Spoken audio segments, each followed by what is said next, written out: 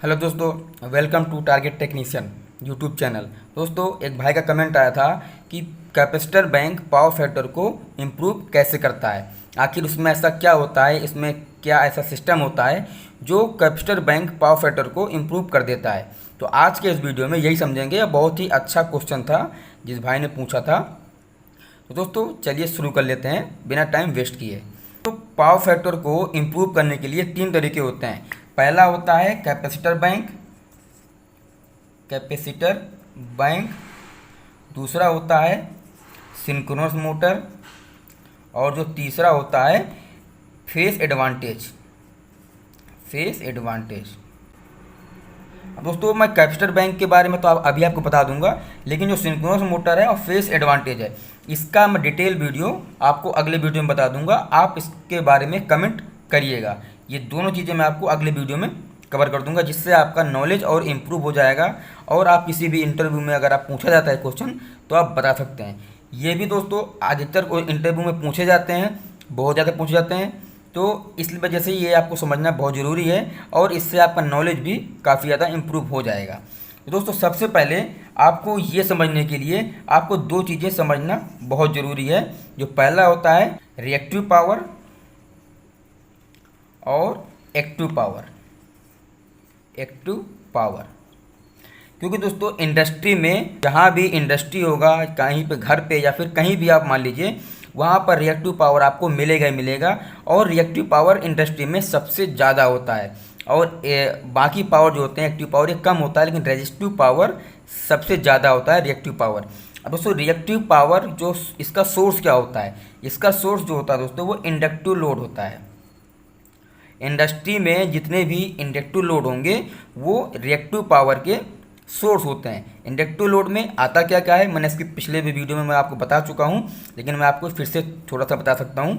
Inductive load में जितने भी हमारे कॉयल होते हैं, जहां भी हमारा कॉयल होगा, चाहे वो पंखा हो, मोटर हो, ट्रांसफार्मर हो, चोक हो, ट्यूबलाइट का, ये सारे इंडक्टिव लोड में आते हैं। जहाँ पर भी कॉयल होगा वहाँ पर इंडक्टिव लोड होगा। और जो हमारा रेजिस्टिव लोड होता है, वो रेजिस्टिव लोड में जो चीज़ गर्म होकर लाल हो जाए वो रेजिस्टिव लोड में आता है। जो कैपेसिटिव लोड होता है वो कैपेसिटर को हम बोलते हैं, जो कैपेसिटर बैंक हम लगाते हैं पावर फैक्टर को मेंटेन करने के लिए। अब इंडक्टिव लोड में तो आप समझ गए कि ये जितने भी कॉइलें होती हैं वो हमारे इंडक्टिव लोड में आते हैं। और ये सबसे ज़्यादा होते हैं क्योंकि ट्रांसफार्मर भी लगा होता है, मोटर भी लगा होता है, चोक भी लगा होता है। इंडस्ट्री में से ये सबसे ज़्यादा यूज होते हैं। इन्हीं की वजह से पावर फैक्टर हमारा कम होता है। और रिएक्टिव पावर का डायरेक्ट कनेक्शन होता है पावर फैक्टर से। रिएक्टिव पावर इंडस्ट्री में जितना ज़्यादा होगा उतना ही ज़्यादा पावर फैक्टर कम होगा, हमारे लॉसेस होंगे। हम बिजली का जितना भी हम बिजली ले रहे हैं पावर हाउस से, उतना हम उसका यूज नहीं कर पाएंगे। जितना ही ज़्यादा रिएक्टिव पावर होगा उतना ही ज़्यादा पावर फैक्टर कम होगा। इंडक्टिव लोड जितना ज़्यादा होगा उतना ही ज़्यादा पावर फैक्टर हमारा कम होगा। अब इनका सोर्स तो आप समझ गए कि रिएक्टिव पावर का सोर्स क्या होता है, इंडक्टिव लोड। अब बात आती है कि कैपेसिटर बैंक रिएक्टिव पावर को कैसे कम कर देता है। कैपेसिटर जो होता है वो भी पावर फैक्टर को ख़राब करता है। ठीक है दोस्तों, अब आप ये कहेंगे कि जो कैपेसिटर होता है ये भी पावर फैक्टर को कम करता है, लेकिन इंडक्टिव पावर में और कैपेसिटिव पावर में दोनों में बहुत अंतर है।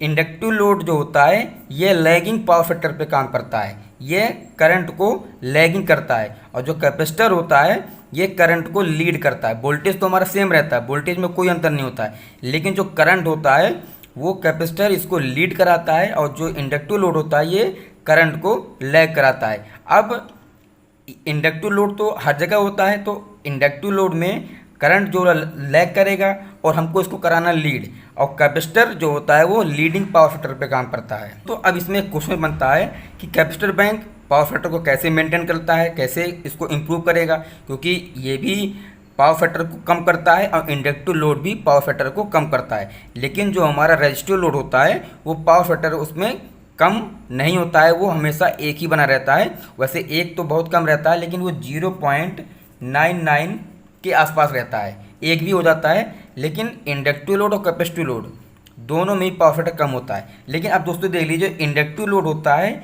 यह लैगिंग पावर फैक्टर पे काम करता है, लैगिंग। और जो कैपेसिटिव होता है ये लीडिंग लीडिंग पावर फैक्टर पे काम करता है। अब अगर इंडस्ट्री में लैगिंग पावर फैक्टर हो रहा है तो हमको इसको लीड कराना पड़ेगा।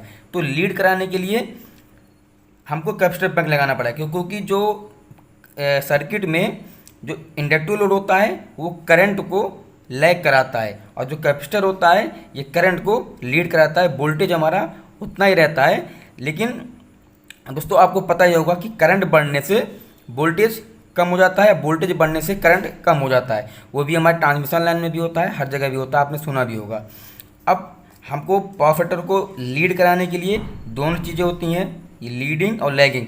अब यहाँ पर अगर हम कैपेसिटर अगर लगा देंगे तो ये लैगिंग को कम कर देगा और लीडिंग ज़्यादा हो जाएगा इसमें, क्योंकि हमने यहाँ पे कैपेसिटर बैंक लगा दिया लाइन के पैरेलल में। दोस्तों इसी कारण हम कैपेसिटर बैंक लगाते हैं पावर फैक्टर को मेंटेन करने के लिए, और यही इसका एक मेन रीज़न होता है जो पावर फैक्टर को मेंटेन कर देता है। क्योंकि यहाँ पर लैग हो रहा है, यहाँ पर लीड होगा, कैपेसिटर में लीड होगा और इंडक्टिव लोड में लैग करेगा। तो हमको इसको लैगिंग को कम करने के लिए हमको करंट को लीड कराना पड़ेगा, जो कि कैपेसिटर से होता है, कैपेसिटर बैंक से होता है। तो इसी कैपेसिटर बैंक से हम करंट को लीड करा देंगे, और अगर हमारा ये इंडक्टिव लोड जो पावर जो लैग कर रहा है तो इसकी वजह से ये लीड हो जाएगा और हमारा पावर फैक्टर पे ज़्यादा असर नहीं पड़ेगा, वो लीड ही करेगा। और पावर फैक्टर जो दोस्तों होता है उसका कैलकुलेशन जो होता है वो इंडस्ट्री के जितना भी लोड होगा, किलोवाट लोड होगा, उसके अनुसार इसको कैलकुलेशन किया जाता है। अगर आपका कमेंट आएगा तो मैं आपको इसके बारे में भी बता दूंगा कि पावर फैक्टर का जो कैपेसिटर बैंक लगाते हैं वो उसका कैलकुलेशन क्या होता है। आप इस पर कमेंट कीजिएगा, मैं आपको इस पर एक वीडियो बना के दे दूंगा। दोस्तों आप समझ गए होंगे कि अगर इंडक्टिव लोड में करंट जो होता है लैग करता है और कैपेसिटिव लोड में करंट जो होता है वो लीड करता है, तो इसीलिए कैपेसिटर बैंक हम लगाते हैं इसके पैरेलल में, ताकि करंट लीड करे और पावर फैक्टर हमारा अच्छा हो जाए। ठीक है दोस्तों, मैं उम्मीद करूंगा कि आपको जानकारी समझ में आ गई होगी। अगर समझ में आ गई हो तो एक लाइक कर दीजिएगा, और लाइक करने के बाद चैनल पर पहली बार आ रहे हैं तो चैनल को सब्सक्राइब कर दीजिएगा। सब्सक्राइब करने के बाद बेल आइकन का बटन जरूर दबा दीजिएगा।